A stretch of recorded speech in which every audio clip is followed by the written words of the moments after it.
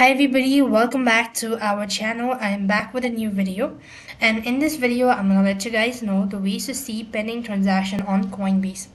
To see pending transaction on Coinbase, you have to follow the simple steps.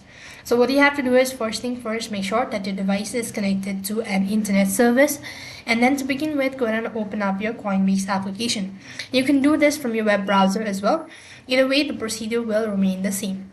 Now that you're logged into your account, you need to scroll down a bit and you want to go ahead and press on my asset. When you click on my asset, you'll be taken to this page where you could find out two different options, that is overview as well as activity.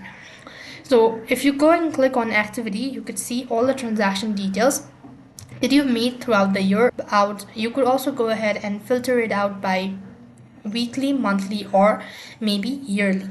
By doing this, you'll be able to see the pending transaction on the Coinbase. So that's how it works. That is all for this video. I hope the video was helpful. Make sure to like, share, and subscribe to our channel. Thank you for watching. See you in the next video.